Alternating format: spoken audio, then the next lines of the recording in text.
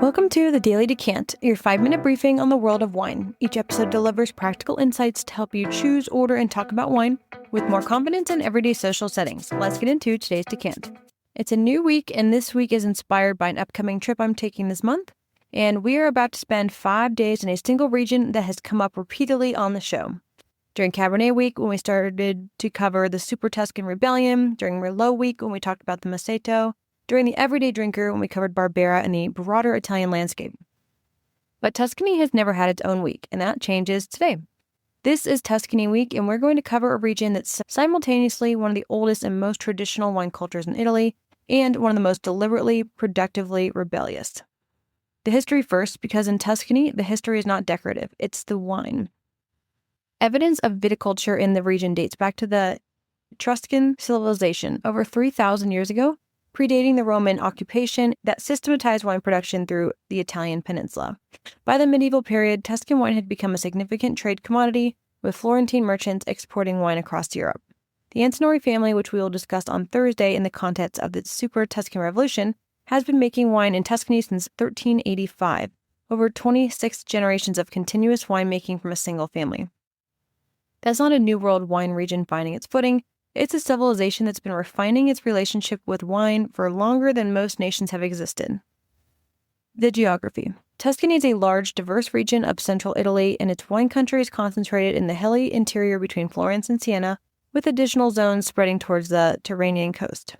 The landscape is the famous postcard image of Italy: rolling hills of vineyards, cypress trees, medieval hill towns, warm terracotta light.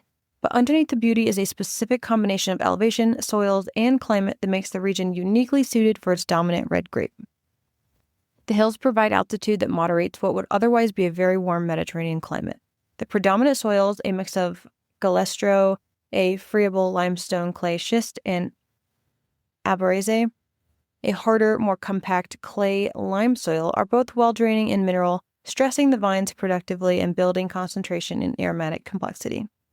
And the diurnal temperature variation between warm days and cool nights at altitude preserves the natural acidity that's the structural backbone of Tuscan red wine. The grape Sangiovese is Italy's most widely planted red variety in the heart of Tuscan red wine. It's a grape of high acidity, firm tannin, and a flavor profile that runs to dried cherry, tobacco, leather, dried herbs, and a characteristic savory, almost iron-like minerality that's uniquely Tuscan in its most distinguished expressions.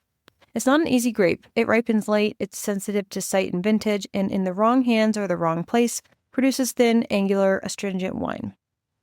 But in the right conditions, it produces wine of extraordinary complexity, food friendliness, and aging potential.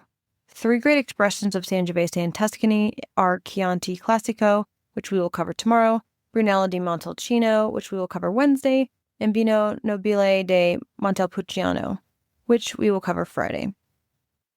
Each is made from Sangiovese in specific zone, with regulations governing everything from minimum aging to permitted yields, and each produces a distinctly different expression of the variety. The DOCG system. Italy's wine classification includes DOC, Denominazione di Origine Controllata, and DOCG, Denominazione di Origine Controllata e Garantita, with the G for Garantita indicating the highest tier, wines that are tasted and approved by a committee before release. Tuscany has 11 DOCG designations, including Chianti Classico, Brunello di Montalcino, and Vino Nobile di Montepulciano. Understanding the DOCG is the most important first step in reading a Tuscan wine label. It tells you the zone, the grape or the blend required, and the minimum quality standard the wine has passed before it's reached the shelf. So here's the map for the week. Tuesday, we're going to Chianti Classico, the historic heartland of Tuscan wine, where Sangiovese has been cultivated for centuries in the hills between Florence and Siena. Wednesday, Brunello di Montalcino, the most age-worthy and prestigious expression of Sangiovese in Italy, and one of the most celebrated wines in the world. Thursday, the Super Tuscans revisited, a deeper look than our Cabernet week allowed, covering the full story of Sassicaia, Teganello, Ornellaia, and the rebellion that changed Italian wine. Friday, the rest of Tuscany, including Vino Nobile, Morellino di Scansano, and the whites. Saturday, how to buy Tuscan wine confidently without overpaying, and Sunday, the weekly wrap-up.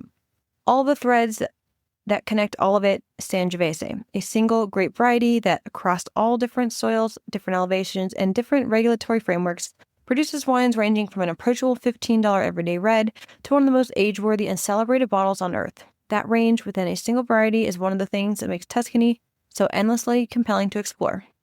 Tomorrow, Chianti Classico, you won't want to miss it. That's today's Daily Decant. If you found this helpful, be sure to subscribe and share with your friends so you can continue building your wine knowledge in just a few minutes a day. We'll see you tomorrow for the next Decant.